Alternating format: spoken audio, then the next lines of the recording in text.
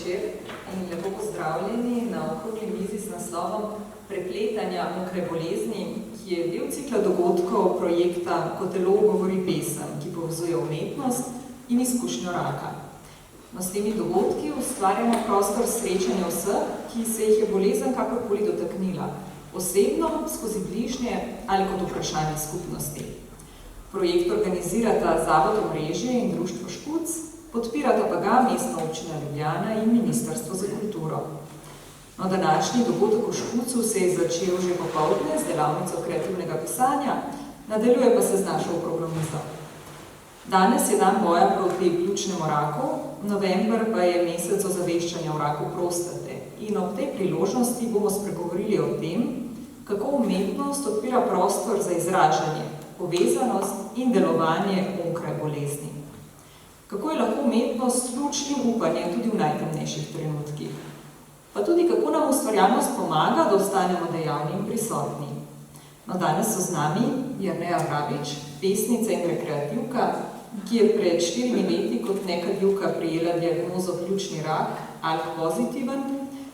Bolezen je tukaj z metastazami, ki so jih najprej zaustavljali z obsevanji, zdaj še s tarčnimi zdravili. Pred kratkim pa so izrezali tudi melanom. Sprašuje pa se, ali sta jo doletela, kot ima pravi, okoljska raka, saj je iz Šaleške doline in že več kot pol življenja diha tudi ljubljanski zrak, na njo posveti tudi sonce. Rešuješ se z branjem, pisanjem, sprehodi in še čim več bo povedala sama. Jerneja, pozdravljena. Hvala. Mikrofon. Ja, ne vem, kaj neško predstaviti. Bomo nadaljevali kasneje, ko predstaviš ostale goste. Z nami je tudi Špela Setničar, pesnica, performerka, radijska napovedovalka. Lani pa je izdala tudi prvenec z naslovom Vse, kar ti moram povedati, gre za pesniško zbirko, ki pa je prav tako zaznamovala izkušnja z rakom. Pri 26 letih je izvedela, da ima B-celični limfom v 4. stadiju. Lepo pozdravljena. Pridružila se nam je tudi Breda Prezovar-Goljar, politologinja, ki je delovala na področju marketinga in komunikacije, trenutno pa je upokojenka in podpredsednica Društva onkoloških bolnikov Slovenije. Vodi tudi program Pot k okrevanju, to je organizirana sama pomoč bolnikov. 8 let pa vodi in koordinira tudi Biblijo skupino. No in tudi sama ima izkušnjo z rakom, pred 12 leti je zbolela za rakom dojk. Ker je proces zdravljenja in soočanja z boleznijo vedno nekako tudi partnerstvo med bolnikom in zdravnikom in drugim zdravstvenim osebjem, pa je danes z nami tudi zdravnik, dr. Matevž Harlander, lepo pozdravljeni. Zdravnik, pulmolog iz Ljubljanskega kliničnega centra, delate tudi na medicinski fakulteti, od leta 2020 pa je predstojnik kliničnega oddelka za pljučne bolezni in alergije. Največ se ukvarja z diagnostikov infiltratov v pljučih, med katerimi je pogost pljučni rak. No, dr. Harlander nam bo pomagal osvetliti te strokovne vidike bolezni. Pogovor bom povezovala Petra Prešeren-Golob, tudi sama imam izkušnjo, pred 4 leti sem zbolela za rakom dojk. No, zdaj čas za moje sogovornike, morda Špila začnemo kar z vami. Kako zelo pomembno je bilo za vas, da ste med soočenjem z boleznijo ostali vpeti v ustvarjanje, da ste bili dejavni v različnih projektih? Zame je bilo to zelo pomembno, namreč sem obiskovala redno pesniške delavnice in smo se nekako takrat tudi dogovorili, da odpremo vsa okna, ker sem imela oslabljen imunski sistem. Tako da mi je bilo všeč, počutila sem se sprejeto, med drugim sem povezovala tudi en pogovor tamle na festivalu žive književnosti, na povabilo kolega, tudi pesnika, ki je bil tudi zadnjič tukaj na enem od pesniških večerov, Pina Pograjca. Tako da takrat mi je bilo zelo zanimivo to, kako so nekako ljudje, ki me neko določeno obdobje niso videli, potem, ko sem se vrnila tja, torej z lasuljo in umetnimi trepalnicami, ker svojih nisem imela in odvodila en dogodek, je prišlo kar nekaj ljudi do mene in so me sprašvali, kako to, da sem se pobarvala in zakaj imam zdaj umetne trepalnice in sem rekla, da je to fake faza. Tako da moja izkušnja je bila zanimiva, no? Od pozitivne neke vključenosti, pa hkrati tudi v bistvu do manjšega zadržka ali pa nekega notranjega sramu, kako zdaj v bistvu ljudem povedati, sploh ko vstopaš v javni prostor, da se s tem soočaš. In na neki točki je bilo treba v bistvu javno spregovoriti o tem in odločitev je bila prava, no? Da bi rekla, da je pozitivno. Omenila si te lasulje, izgubo las, izgubo trepalnic. Vsi, ki smo dali čez kemoterapijo, vemo, kako je. Moram reči, je različni ljudje smo to različno doživljali. Meni se je zdelo od vsega, kar je pri kemoterapiji bilo grozno, da to še najmanjše zlo, tako bom rekla. Ampak ti se to izkoristila tudi za neko umetniško izražanje, te lasulje, ne zgolj za to, da si nekako... Meni se recimo zdel kot nek tak zanimiv socialni eksperiment. Jaz pač nikoli nisem bila blondinka in sem si takrat zaželela svetlolaso lasuljo. Mama mi jo je prinesla v bolnišnico in od takrat naprej je bila to moja lasulja in opazila sem, da v bistvu kakšni mimoidoči na cesti še bolj reagirajo name, takrat, ko imam to lasuljo na sebi in zato sem jo potem poimenovala Angel Pornstar, ki je kasneje pač postala v bistvu tudi del mojega ustvarjalnega procesa, namreč s Tanjo Matjaševič smo takrat v sklopu Lezbične četrti zasnovali projekt Dragi Drago in smo se ukvarjali z podobami draga. In takrat se mi zdi, da so te lasulje še bolj prišle do izraza, ko je bilo treba pač se spremeniti, se v nek drug lik poglobiti. No? In je bila recimo ta lasulja prva inspiracija za to, da vstopiš v nek drug svet in pogledaš z nekimi drugimi očmi. Različna sredstva za izražanje ponuja tudi taka situacija, ne? Z nami je še ena mojstrica besed, Jerneja. Vi ste mi rekli, oziroma ste zapisali, da je zelo pomembno za vas, da lahko ustvarjate. Ob tem ste omenili, da je lahko to peka kruha ali pa poezija, da to vas ohranja živo. Ali lahko še nekaj več poveste o tem? Ja, mislim, ta način izražanja je pomemben. Jaz se lažje izražam skozi pisano besedo, kot skozi govorjeno, kar je vidno tudi danes. Ampak kako vam je recimo to pomagalo? Vam je to pomagalo, da ste odmislili tisto trenutno stisko ali pa situacijo, pa da ste se znašli čisto v nekem drugem svetu, recimo? Bolj sem se našla, mislim, bolj sem spisala svoje občutke in to je bilo takrat tudi važno, mislim, da me je svet videl. Tudi na nek terapevtski način pa je to delovalo. Rekreativka ste tudi, ne? Kaj pa, kako pa tukaj pomaga tudi šport pa to udejstvovanje? To bi pa rekla, da je dost pomembno, mislim, da igra veliko vlogo, koliko je telo, v kakšni kondiciji je telo pri bolezni. Če si ti fit, mislim, jaz sem imela dosti manj kil ob diagnozi, kakor jih imam zdaj. Jaz sem takrat tudi tekla, bila sem fizično močna. Bolezen me je malo oslabila, ampak se trudim ohranjati kondicijo. Mislim, sprehodi, to se mi zdi, da je zelo pomagalo v času bolezni. Tudi zdaj, mislim, mene še bolezen spremlja. Da je pomembna fizična aktivnost, o tem še mogoče več doktor. A se vam zdi, da tudi lažje prenašate stranske učinke, da ne samo, da ste fizično močni, ampak da tudi mogoče si človek glavo čisti, ki gre na spremljati? Ja, se čistiš, no, mislim. Ja, je pomembno, mislim.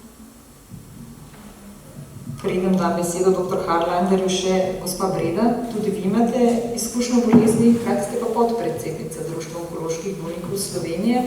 Po eni strani lastne izkušnje, po drugi pa spremljate doživljanje drugih. Ste ustanoviteljica Bibliokluba, nekakšen knjižni klub. Kako je to vam pomagalo pri soočanju ali pa potem, ko ste že končali zdravljenje, kaj ugotavljate, kako pomaga drugim to druženje?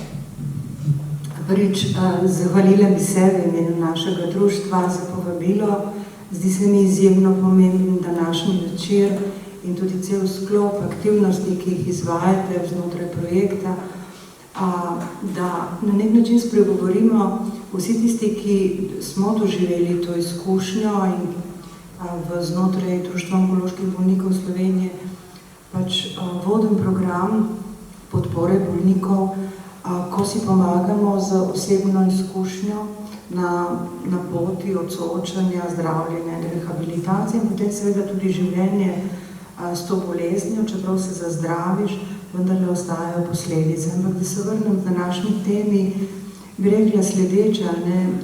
V Društvu onkoloških bolnikov Slovenije je cela skupina ljudi zelo različnih, iz različnih koncev Slovenije, ki nas druži ena sama izkušnja raka, bolezni raka, ki takrat, tako kot je rekla sogovornica, ko se sooči s tem, ti je odvzeta varnost, odvzeta v bistvu tvoji cilji, tvoj naskok na nekaj, tisto, kar si želiš, imaš 1000 želja in ko se sreča s tem, imaš samo eno, da se pozdraviš. In seveda, vsak bolnik doživlja bolezen na zelo različen način. Ampak mnogo njih, to sem imela priliko tudi spremljati skozi 12-letno obdobje dela kot prostovoljka znotraj Društva onkoloških bolnikov Slovenije, sem ugotovila, kako pomemben je ta proces. Mi imamo tudi znotraj društva revijo, ki jo izdajamo 2-krat na leto, kjer lahko bolniki in seveda se odzivajo številni, ki pišejo o svoji izkušnji, ki se izražajo skozi pesem, skozi risbo, skozi fotografijo. Številnim seveda je to v pomoč, da se laže na nek način izražajo, da laže podoživljajo čustva. Namreč, ko zboliš za boleznijo raka, ne zboliš samo telesno, zboliš duševno, duhovno, socialno. To so vse razsežnosti, ki so, ampak ostane ti ustvarjalnost, ostane ti navdih. In to je tisto, kar te v bistvu postavi še vedno tako, kot so sogovornice pred mano rekle, da si viden, da si zmožen tudi biti ustvarjalen, tudi ko zboliš. In to se mi zdi izjemno pomembno, ko se spremlja, ko te ustvarjalnost spremlja v času zdravljenja. Zdaj, Biblijo skupino sem seveda ustanovila na osnovi študija biblioterapije. Gre za eno obliko, kjer v bistvu preko knjige, mi imamo pač skupino, ki deluje 8 let, srečujemo se enkrat na mesec s stalnimi člani.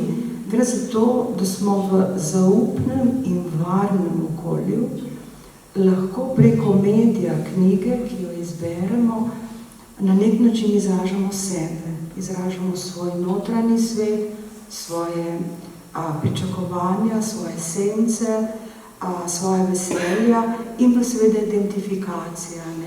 Hkrati pa se soočamo z različnimi stališči, na nek način tudi ta socialni, da nekomu pripadaš, srečujemo se in na nek način podelimo, kar nas bogati. Mi govorimo o tem, da smo vsi učitelji, vsi smo učenci in razlike nas bogatijo. In to se mi zdi zelo pomembno tudi v tem ustvarjalnem procesu.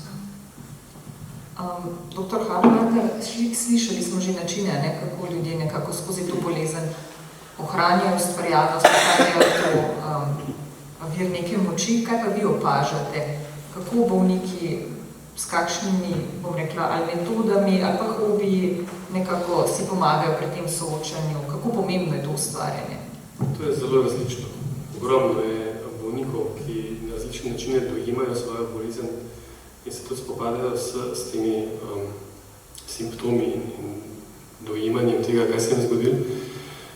Nekateri tudi z takšnimi izražanjem, moram reči, sicer med svojimi bolniki sem imel več takšnih, ki so se likovno izražali. Tega imam kar nekaj, imam tudi nekaj spominkov takšnih, ko narišejo, ali pa celo, kakšni so že prej, ne. Tako da tega se mi zdi, da je več.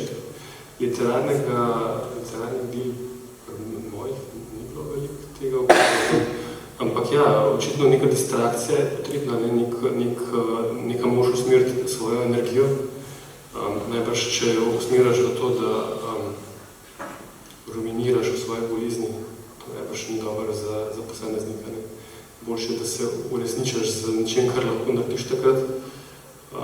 Tako da mislim, bi rekel, da če imaš to energijo, kot je moja sogovornica danes, da je to edino smiselno, da narediš. Mislim, da tudi sam bi se verjetno želel z nečem ukvarjati takrat, ker bi bil bolan, ne pa samo razmišljati o tem. Tako da, po mojem, je to en način, verjetno. Mogoče tudi izkoristiš čas takrat, ne, da... Večinoma ne moraš hoditi v službo, verjetno, če še hodiš, ne. Vse moram povedati, da večina bolnikov mojih ne hodi več v službo.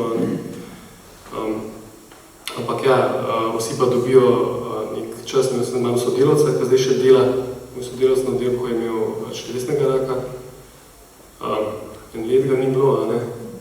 Ampak se je vrnil in zdaj dela polno, takrat cel čas odgovorno dela.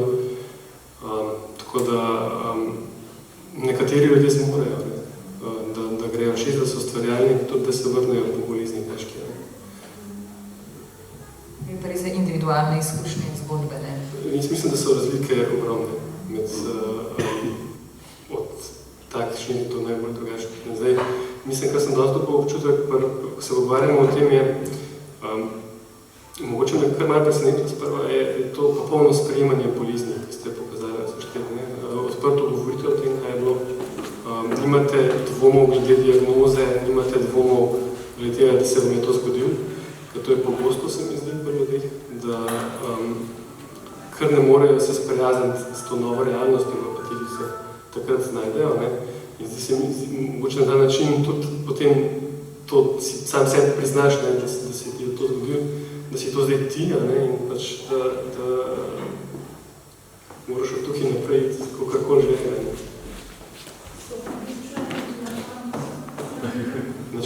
No pa se ni to zgodilo tistemu, ki se je najbolj bal.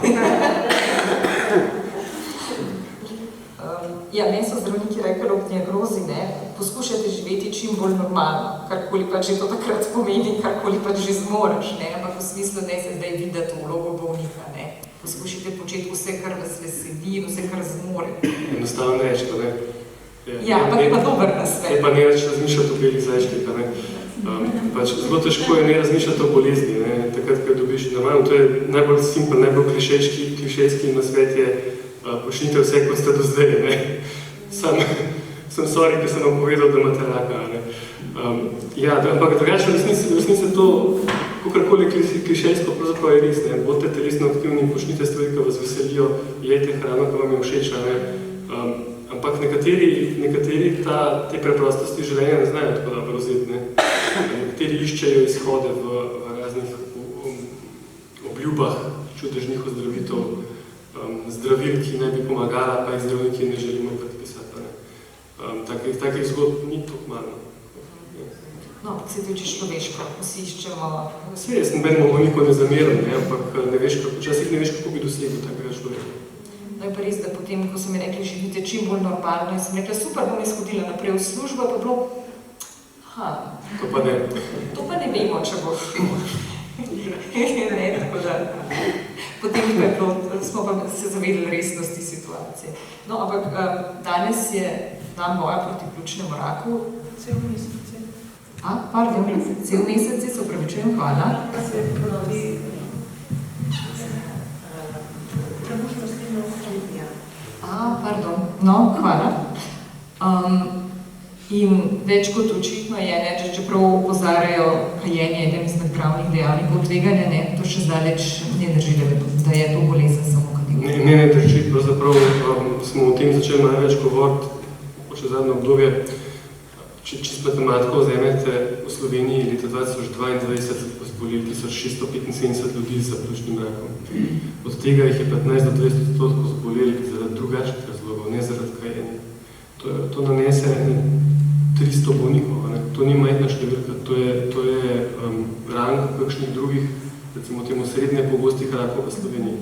In k temu prispevajo drugi dejavniki, verjetno onesnažen zrak je pomemben dejavnik, vse bolj kaže, da je. Ljubljančani tukaj nismo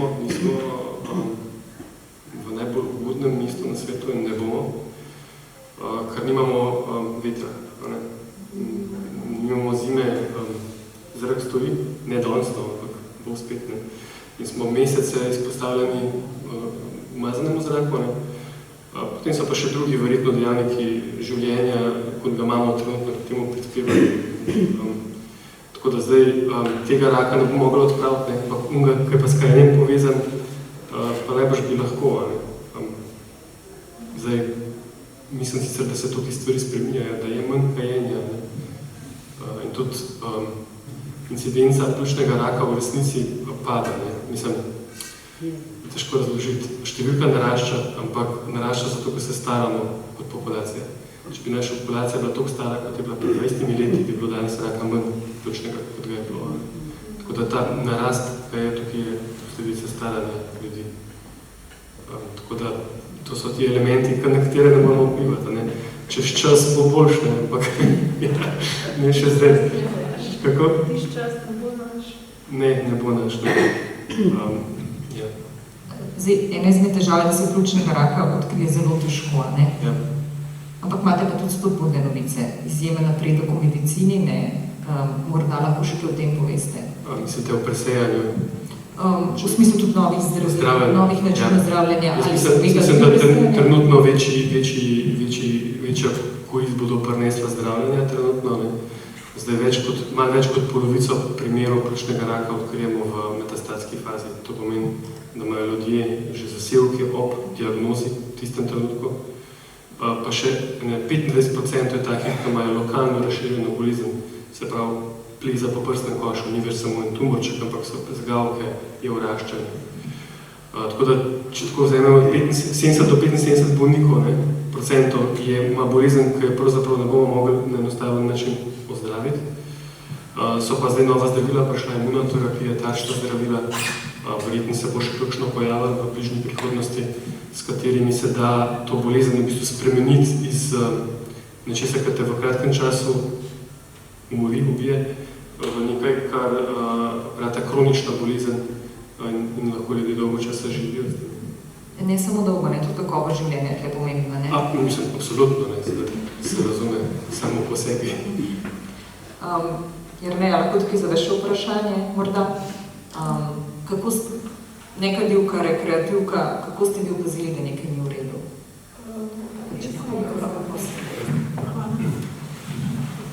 Mene je eno noč, en večer začela zelo dušiti. Da sem tisto pripisala najprej alergiji na mačjo dlako, ker so bile moje punce v stiku z mačko in mene včasih tudi, ko je bil kdo v stiku z mačko, pa potem z mano sem začela teže dihati. Zdaj sem bila takrat v stiski, mislim, ker sem res zelo težko dihala, sem poklicala tudi nujno pomoč. So mi svetovali, mislim, naj se oglasim pa nehal, pa pač počakam, da mogoče mine. Potem sem prosila osebno zdravnico, če mi lahko napiše recept oziroma kaj meni o Ventolinu. Ko sem ga imela tudi pred časom, v času te stiske, pa ga nisem imela več doma. In mi je dala potem napotnico tudi za pulmologa. In potem je prišlo, mislim, sem dobila termin pri pulmologinji kar hiter. In potem je bila rentgenska slika, ko je pokazala zgostitev na pljučih Utipalo je tudi vratno bezgavko, ali je CT pokazal, da je še vratna bezgavka na drugi strani. Punkcije sem tudi imela vratnih bezgavk. Pač ja, to znaki pljučnega raka, ne, so oteženo dihanje, pogosto pljučnice, prehladi, kašelj, ki ne mine po 3 tednih, je že tudi sumljiv. Krvav izpljunek, to sem ga tudi doživela, mislim, 2-krat. In vi opozarjate, da ljudje ne odlašajo, če karkoli zaznajo, da bi lahko bilo narobe, ne grejo čim prej zdravniku, ravno zato, ker je znanost tako napredovala, ker imamo toliko zdravil, ne, ki lahko vsaj, bom rekla, omejujejo bolezen, če že pozdraviti ne morejo. Verjetno nobena izmed nas 4 danes ne bila tle, če ne bi bila znanost tako napredna in če ne bi živeli v tem delu sveta, ker imamo privilegij, da imamo tak dostop do medicine. Ne. Špela, čeprav se v raku vse več govori, ste preomenila ravno ta nek tabu ali pa sram, mogoče tudi nerazumevanje med mlajšimi, ki te izkušnje večinoma nimajo, ne, ampak ravno zato ste se vi odločili o tem spregovoriti javno.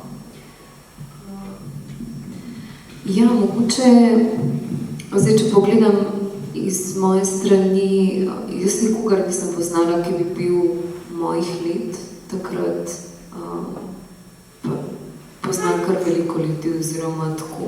Se mi zdi, da sem zelo socialna oseba in razen ene punce, ki je imela tudi limfom že 10 let nazaj, nisem nikogar poznala, ki sem zelo padla v neko osamitev v tem procesu.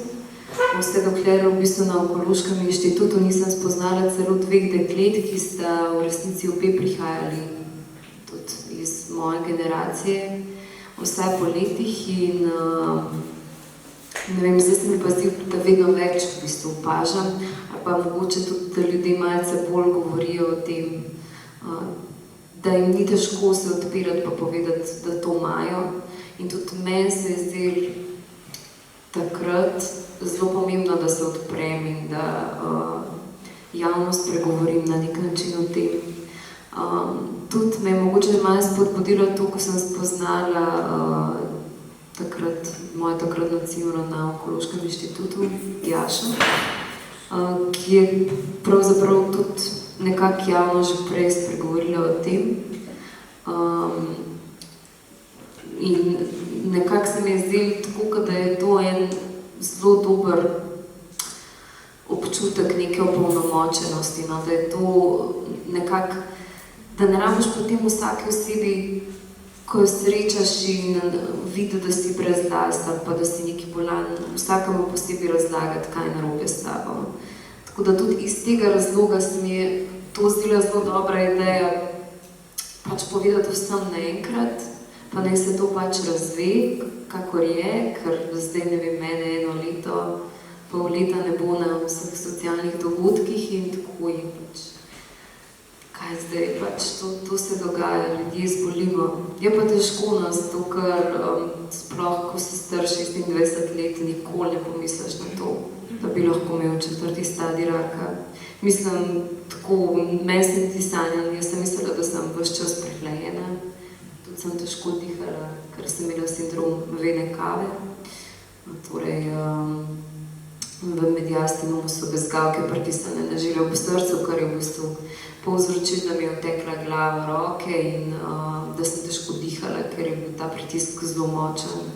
Tako da je bil občutek, da mi nekdo stoji zelo dolg časa tukaj na oprsju. In sem bila tudi sprejeta najprej na pulmološki oddelek, slučajno tako, ker sem šla tja na CT in sem me pač obdržala v bolnišnici. In ja, je pa res, da na začetku bi se kar malo osamil, pa tudi tako meni bilo včasih toliko prijetno iti spati in nekaj sanjati, pa sem se zjutraj zbudila s takim gnevom, da sem še vedno bolna. Tako, pa pogrešala sem to, recimo, iti nekako normalno ven, se družiti s svojimi sovrstniki in zanimivo, ker tudi ti sovrstniki pol tako gledajo na to, kakor da boš ti umrl in veliko ljudi je prišlo k meni, isto starih, in se mi upravičati za neke stvari za nazaj, ali pa mi povedati neke skrivnosti, ki so mi jih časa hoteli priznati in tako, so mi potem izpovedovali, kot da bom umrla in organizirali so srečanja v parku pred onkološkim inštitutom, kjer jih je prišlo in 10 jih je sedelo okrog mene in sam jaz ne govorila, ker je bilo vsem preveč težko. Tako da, ja, se je bilo pa ful lepo, no. Vedno sem imela toliko obiskov, da sem na koncu bila že čisto utrujena, sem rekla, sam domov pejte, da moram več. Ampak ni koliko ugotoviš, da imaš skupnost, ki se ne bo umaknila v taki situaciji, ampak naredila mogoče daj 2 koraka bližje tebi? Ja, ne, to je čudovito. Imam zelo rada svojo skupnost. Res, res. Meni se je zelo zanimivo, ko sem v službi recimo povedala, in so seveda vsi sodelavci vedeli, ker če nekaj mesecev nisem, seveda vprašajo, kje pa si, ne? In potem so prišli messagi, klici, tako čisto spontano. In potem nekaj časa sem bila že na bolniški in mi je sodelavc poslal message. Sorry, da ti pišem šele zdaj, nisem vedel, kaj ti me vtisne. In se mi je zelo tako iskreno. Tako, ja, se jaz verjetno tudi ne vedela, kaj človeku reči, mislim, kaj pametnega lahko napišeš, ampak že to, da rečeš, zbiral sem pogum, ker nisem vedel, se mi zdi, ful iskreno, ne? Kako se ljudje v bistvu zovejo. Kaj sem pa ti odzive, tako, ko si ljudem povedala? Ja, recimo tem, ko so mi bili najbližje takrat, jim je bilo kar težko, no. Zato, ker je tudi padlo na njih neko to pričakovanje, kaj bo zdaj. Vem, da recimo, da sem bila že 4. dan v bolnišnici, da sem šele poklicala mami, zato, ker nisem hotela uničiti dopusta, ker je glišla na morje in sem bila pol tako, okej, zdaj brez veze, da jo kličem in jo vznemirjam, ker bo itak prišla domov, tako da naj se zabava in pol, ne vem, itak, ko poveš to, pač večina od teh najbližjih ljudi tam jokajo, na koncu ti moraš postati terapeut za vse in jih na nek način spodbujati, da se bo vse v redu, si sem še tukaj, da se bomo. To je bil moj ja, pa kakšni se ti pa tudi zelo hitro odprejo in se ti zaupajo, no, to se mi pa zdi zelo lepa stvar v tem, da pol pa kdaj pride kdo, pa ti pove, ne vem, ja, veš, jaz imam pa to bolezen, ne vem, profesor na faksu pove, kakšne bolezni ima, pa tako, no, ker ti pa sigurno kaj veš o tem, zato ker ti si tudi imela. Velikrat se še zdaj se kdaj soočam s tem, da pridejo ljudje, tako pa se mi zaupajo, pa se mi zdi ful lepo, no. Te mogoče bolj razumeš, ne, kot to, da nima te izkušnje. Tudi, ja, mogoče. Preda meni je ena izmed gospa, ki jo poznam, rekla, da zelo rada hodi na onkološki inštitut, ker so tam ljudje v čakalnici, s katerimi lahko poklepeta, ker jo popolnoma razumejo, bolj kot ljudje, recimo iz njenega kroga, ki nimajo osebne izkušnje. Verjetno je to funkcija tudi vašega društva, ne, ni treba zdaj samo na pregledih tam v čakalnici klepetati, ne.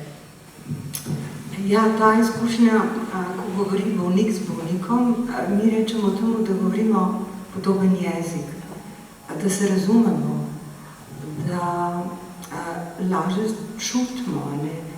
Veliko bolnikov govori o tem, da s svojimi svojci ali pa bližnjimi težko govorijo, ker jih ne želijo bodisi obremenjevati, potem so še bolj žalostni, potem jih moraš lahko tolažiti. Skratka, ko prihajajo novi bolniki na skupine za samopomoč, kjer delujemo tako, da si pomagamo, spodbujamo in v bistvu na nek način dajemo drug drugemu to moč, po katero pridemo tudi na ta način, da ko pride nov bolnik, šele svežo izkušnjo, ko se mu predstavimo, da smo 12 let po diagnozi, 20 let po diagnozi, še tudi take imamo v skupini in več, seveda potem se nadena taka izjemna atmosfera, torej je upanje tudi zame. Razumejo me, znamo se poslušati, razumemo, ko govori o posameznih občutenjih. Ta občutenja so nam blizu, čeprav doživljamo bolezen na svoj način, ampak vsekakor, veste, tudi beseda zdravi. Ne zdravi samo odlično zdravstvo, ampak tako kot sem rekla, ko se soočam s to boleznijo, seveda tudi z drugimi, ampak danes govorimo o raku, ko se soočiš s tem, je res dejansko v tistem momentu ti odpove varnost in celotna tvoja duša se napolni z nekimi strahovi, dvomi, kaj zdaj, In takrat je pomembno, da ti pride nekdo nasproti, ki mogoče ima pravo besedo tudi zate. Res je, da večina ljudi ne ve, kako se sploh z nami pogovarja, tako zbolimo. In je to nekaj človeškega, neka zadrega. Veste, tudi tako, nekateri bolniki, jaz ko veliko delam tudi na onkofonu, se pravi, od 9 do 5 dežuramo prostovoljci vsak dan in veliko ljudi in tudi svojcev pokliče na telefon in pove, da ni povedal nikomur, da ne vejo, da ne gre ven iz hiše. Ko že misliš, da normalno govorimo o tej svoji izkušnji, ugotoviš, da v Sloveniji imamo še okolja, kjer so zelo tabuizirana je rak in o tem ne želijo spregovoriti.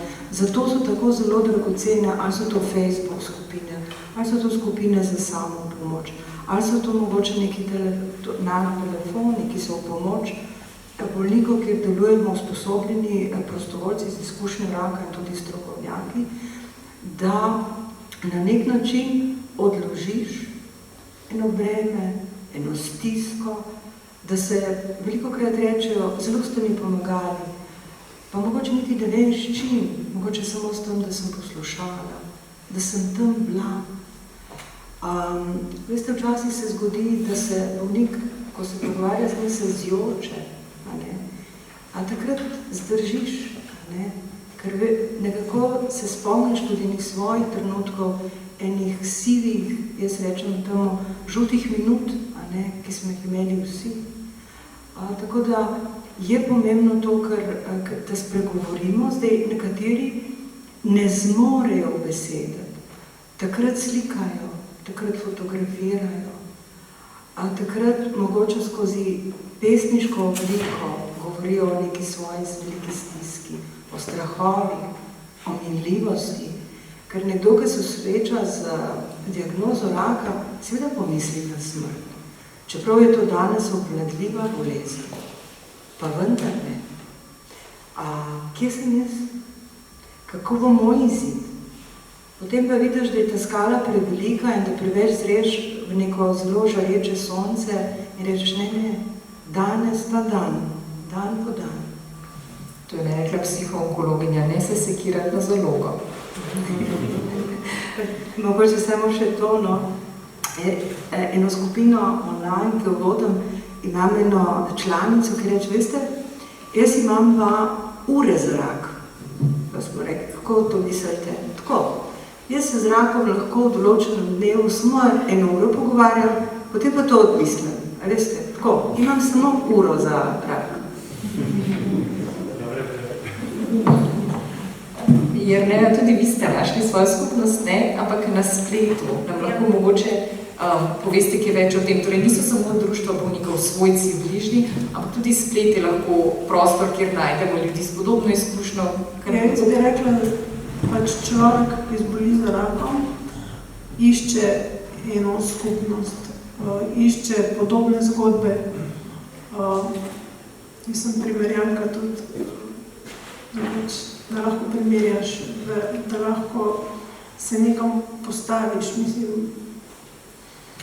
In jaz sem iskala najprej informacije pri društvu pljučnih in alergijskih bolnikov, pa jih nisem dobila. Mislim, tam je bil premali krog ljudi z mojo diagnozo. Zato sem iskala na spletu, na Facebooku, kjer sem naletela na ALK skupino, kjer sem naletela na Slovence Tem, da poznam 3 z isto diagnozo, ki se zdravimo na različne načine, ampak imamo vse nekaj skupnega in si lahko pomagamo med sabo, se družimo, z enim se družim, enim pokojen, ena je zdaj je bolezen spet napredovala. A dobite tudi informacije, kadar imate kakšno vprašanje, v njih si izmenjujete izkušnjo? Tako, si izmenjujemo izkušnje. Jaz, ko sem se soočala s stranskimi učinki, sem poiskala pomoč na Facebooku, dobro ali slabo. Tam so me razumeli. Ko sem jaz bila utečena, ko sem imela obtekle noge, ko sem imela občutek, da so moje noge kot noge nilskega konja, so me tam razumeli. Je bilo lažje. Kako pa doživljate sam proces zdravljenja? A se vam zdi, da iz vaše izkušnje v Sloveniji dobro poskrbljeno za onkološke bolnike, recimo? A ste pogrešali? Bi rekla, da je dobro poskrbljeno. Dobro je zaupati zdravniku. Bi rekla, da nisem pogrešila še prevelikega. Omenili smo zdaj različne načine nekako pomoči ali pa iskanja skupnosti. Dr. Harlander, kaj pa psihološka pomoč? Tudi ta je na voljo, vsaj po mojih izkušnjah, no? Jo bolniki poiščejo, vprašajo za to? Ja, mislim, da jih moramo kar usmeriti. Mislim, da poprečen bolnik, ki prvič pride z rakom, ne ve teh dimenzij. Zdaj, to se uveljavlja, da se psihologi pač posvetijo temu delu, ampak mislim, da moramo bolnike kar malo usmeriti, da je to mogoče v redu. Nekateri treba pripričati zavračajo to tudi, nekateri ne, zanimivo. Bi si mislil, da bodo veseli vsi te možnosti, ne? Ni to čez zmeri enako, ne? Nekateri ne želijo tega, ne želijo se pogovarjati na takšen način o bolezni. Zdaj, verjetno je treba spoštovati tudi njih, ne? Je pa na voljo in mislim, da marsikomu odnese nekaj trpljenja, ne? Tak dober pogovor z nekom, ki pozna tudi ustrezne tehnike za sproščanje te napetosti, kaj bolezen prinese. Včasih se poskušamo tudi zdravniki tudi s tem, ampak moram reči, da se pogosto znajdemo v tem situaciji, ko v bistvu enostavno nimaš časa, da bi nekoga 1 uro poslušal o teh težavah, ki jih ima, čeprav bi mogel, pa mogoče veš, da moraš, ampak tukaj si potem razpet med tem, da imaš obveznosti v službi, tudi doma. Ne postavite si ta situacija, ko je popoldne že tako si ostal čez ure, vidiš bolnika tam, lahko, kdaj ostaneš z njim, se pogovoriš z njim, ampak na koncu prideš v škarje med svojim lastnim osebnim življenjem in temu, da je zmer bolnik tam, ki bi rabo nekoga. In medicina je v tem smislu pač postala razčlovečena, v marsikaj izkušnji najbrž je tako. Zdravnik samo gre diagonalen čez izvide, reče to pa to, pa gremo k naslednjemu. Ni to čisto prav, je pa trenutno realnost v marsikateri situaciji. A se nam zdi, da še vedno obstaja tudi kakšna stigma pred iskanjem psihološke pomoči? Ja, mogoče včasih. Nekateri ljudje zelo težko govorijo o psiholoških težavah ali pa tudi psihiatričnih, in se potem bojijo, da ga tistim v bistvu mečeš v ta koš, kjer on vsekakor noče biti, ker to pa ni on.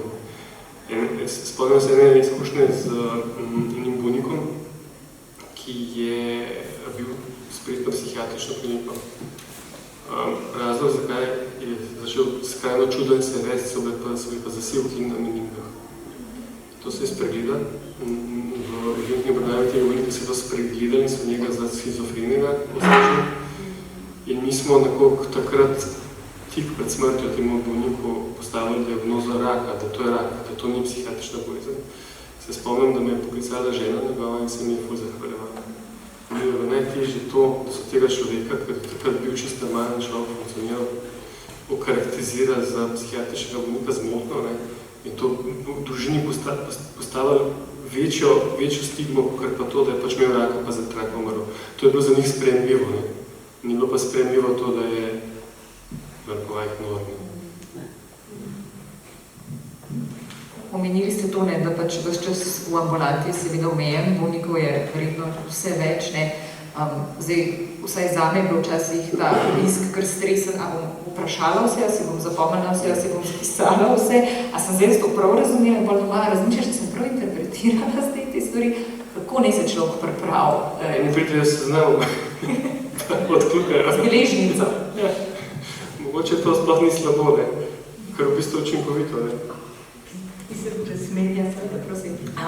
Zdaj bom tako rekla, ne, jaz vsakogar, ki pokliče, ne, ali pa se pogovarjava, bodi si na Onkološkem inštitutu ali pa v skupinah, vsakega seveda v narekovajih, ne, spodbudim, da se na zdravniško obravnavo resno pripravi. Da ima sabo, bom rekla, vse izvide, ker veste, tam scrollati, pa vse iskati, je boljše, da ga motivaš daš na mizo, to je prva stvar. Drugi, zelo pomembno se mi zdi, da v času zdravljenja vodiš dnevnik. Dnevnik, kaj se ti dogaja, da vidiš potem tudi neke stanice, ko lahko ugotoviš, kakšne so stranske učinki, da poročaš. Tako kot ste omenili, z zdravnikom je potrebno vzpostaviti en partnerski odnos. Res je, imamo zelo malo časa. Zato je treba biti pripravljen, učinkovit, če se le da, in se na ta vprašanja na nek način pripraviti in dobiti odgovore.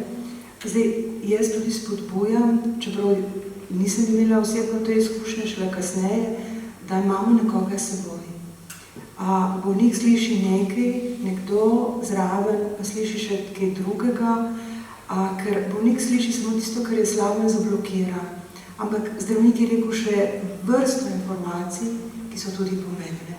Zato je pomembno in spodbujamo, da nekdo pride o bolniku. In tretja stvar, zato mislim, da vsa ta društva in pa seveda te podporne skupine, ki smo, da na nek način, glede na to, da zdravniki nimajo veliko časa, da smo tu za informacije, za delitev izkušenj, za usmerjanje in pa seveda, ker nekdo, veste, je v tem zdravstvenem sistemu vse bolj postane tudi nepismen, je treba znati poiskati, je treba videti tudi vse svoje izvide, nekaterih ne znajo, ne vejo in podobno. Interpretirati tujke v izvidih in tako naprej. Ja, tudi takrat, bom rekla, vrsta bolnikov je, ki pokliče v paniki, neko izvema zve, da je pozitiven izvid. Tako kot zadnjič sem imela priliko, ki je rekla, pozitiven izvid je, raka imam. In potem seveda je ta velika vznemirjenost, rabiš nekaj časa, da pomiriš bolnika, da prideš do faktov, do dejstev, da potem skupaj ugotovimo sploh, kje smo, kaj se dogaja in kaj je naslednji korak. Ne čez na zalogo, zdaj, jutri, to so zelo pomembne stvari. Ravno zdaj, ko ste omenili pravzaprav ta močna čustva, ki verjetno so vse nas pripravlja ob tem, ko izveš diagnozo, kaj pa potem, zdaj v zdravljenju si močno vpet, ves čas se nekaj dogaja, pravzaprav si ves čas, bom rekla, pod nadzorom nekako. Kaj pa potem, ko se zdravljenje konča ali pa recimo je neko vzdrževalno zdravljenje, kaj pa ta strah, a se bo poslabšalo stanje, a se bo bolezen ponovila?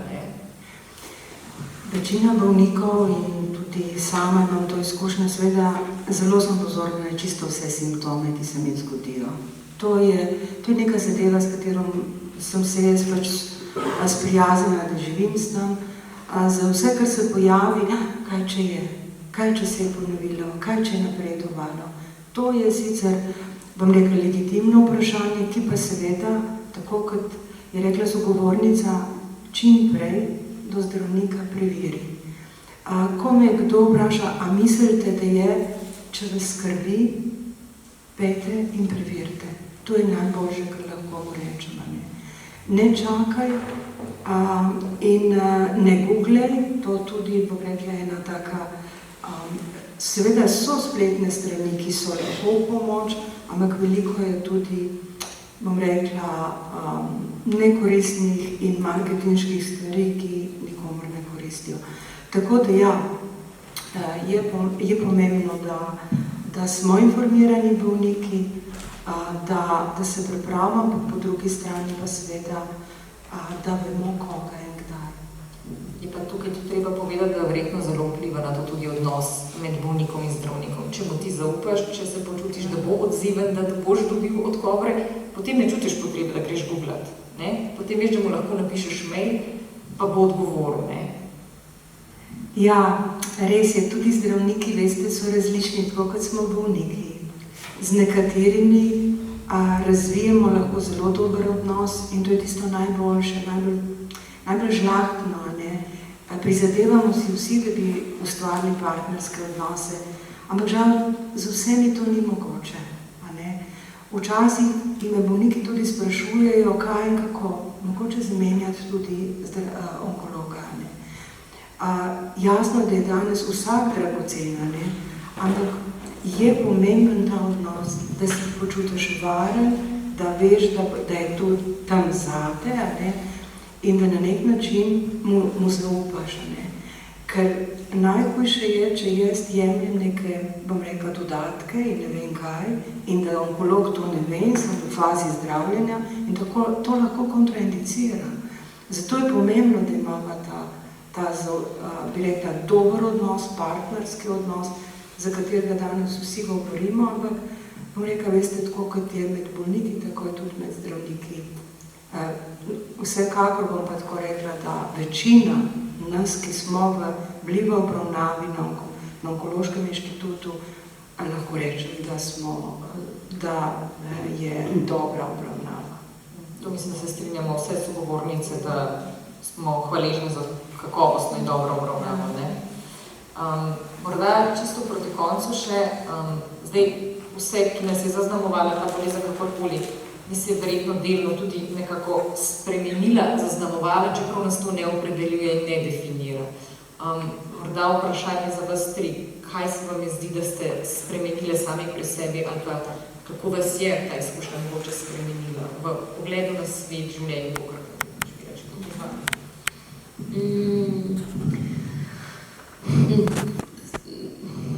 Se mi zdi, da notranje predvsem to neko zavedanje, da nismo tu zavedno. To se mi zdi, da je bilo veliko spoznanje zame. Včasih si rečem, da je bilo prezgodaj. Mnogo prezgodaj, ker verjetno se ne bi spraševala o tem. Je pa po eni strani to tudi v dobrem smislu, ker potem se ti vse situacije, glede katerih se stresiraš, zdijo veliko manjše od te. In je v resnici, če položiš to na tehtnico in pogledaš, kaj si želel, ko si bil bolan, si želel to, da si zdrav. In mislim, da ni v bistvu. Mislim, da je to edina želja, potem mislim, edina želja. Najbolj pomembna želja, ki pa naprej v življenju imaš in da se ti vrednote spremenijo. Tudi to, kako svoj čas razpolagaš, komu ga namenjaš, čemu ga namenjaš, a ga sebi in zakaj ga drugim in komu. To, zdaj pa, kar se pa tiče, ne vem, jaz nisem nek noro velik zagovornik zdravega življenja. Se mi zdi, da je veliko pasti znotraj tega, kaj je zdaj zdravo življenje. Bom rekla, da po moje zdravo življenje takšno, kjer čutiš čim manj stresa, ker občutiš čim manj stresa. Jaz sem namreč tudi to bom zdaj povedala, vprašala mojo onkologinjo, če lahko kdaj še skadim kakšen cigaret in je rekla, ja, ampak prej dobro premislila, kaj, mislim, a boš s tem zmanjšala svoj stres, kaj ti bo to prinesel, tako, pokrčeš v smislu, dobro, no, okej. Ja, pač so prednosti in so slabosti, ampak zdaj ne vem, kaj je večji faktor, to, da si pod stresom, a to, da nekaj skadiš, pa nisi več pod stresom, ali kaj se hoče smeti v tem. Ne, ampak sigurno to ni dobro za zdravje, no, to pa se zaveda. Ampak tako pol bi lahko, mislim, nehali tudi, ne vem, jesti dobre stvari, mislim, nasplošno lahko bi nehali jesti potico, recimo, ker je nam notri sladko. Pa profil. Špila profilke, se potico pa ščika.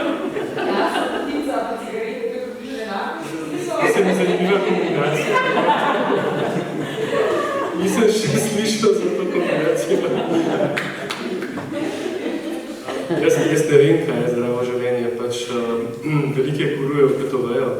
Mislim, da za nekatere stvari sami vemo, kdaj v resnici niso dobre, ne? Ampak kamer ne vrže tisti, ki ni grešil, ne? Pač življenje je takšno, ne? Zdaj, koliko te zdravo življenje zaščiti, sigurno je te, ampak to je statistika, ne? Seveda lahko živiš popolnoma zdravo, pa te vseeno doleti bolezni, ne? Ali pa številne, ne? Ne vem, jaz nisem eno tistih zdravnikov, ki levite buntikom bere, ne. Pač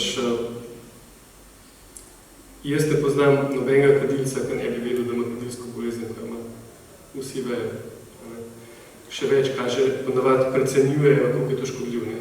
Mislim, oni mislijo, da je bolj škodljiv, kot jaz. Tako da ni tukaj problem v tem, pač to pač je očitno življenje, nekaterim to tako postrežejo, tako da ne bi se na takšen način opredeljeval. Kako je bolezen vplivala na moje nadaljnje življenje, bi rekla, seveda na nek način moja kariera se je z boleznijo bistveno drugače odvila, kakorkoli. Sem našla pa eno drugo poslanstvo, ne, da sem vstopila v svet prostovoljstva, kjer lahko z svojo izkušnjo in tudi, bom rekla, delovnimi izkušnjami in življenjskimi izkušnjami lahko mogoče pridonesem nekomu, ki danes se sooči s to stisko, da jo za hip odloži, da mogoče mu lahko prisluhnem, da mogoče osvetlim eno pot enega upanja. Vsekakor pa bi rekla, da moje življenje nekateri poročajo o temu, da so se popolnoma spremenili in da je zdaj to čist nekaj drugega in da jaz temu ne morem reči, moje življenje ni obrnjen štumf, jaz sem ostala zvesta sebi. Mogoče res pa je, da v nekaterih segmentih pa sem se spremenila, postala sem bolj hvaležna za življenje. Tako kot je rekla sogovornica, veš, da je minljivo, veš, da je končno, zato ga tudi bolj spoštujem, bolj ga cenim in bolj male stvari me danes osrečuje, kot so me prej. Vsekakor sem pa tudi zelo ponižna. Jaz sem že 12 let po diagnozi, ko vedno znova in znova prihajajo tudi v svet prostovoljstva nekomu, ki pomagam z novimi izkušnjami. Veš, kako je tanka meja med zdravjem in boleznijo in zato si jo še tako, bom rekla, s hvaležnostjo oklepaš danes tukaj, zdaj z vami in seveda z možnostjo, da lahko deliš to z drugimi. Malo bi se pridružila mnenju sogovornic. Tudi moje življenje se ni bistveno spremenilo, mislim, pač ob diagnozi, ob nadaljevanju bolezni pridejo udarci, ko te malo strezni, ampak potem se pobereš in greš naprej svojo pot. Ni večna, je pa srečna.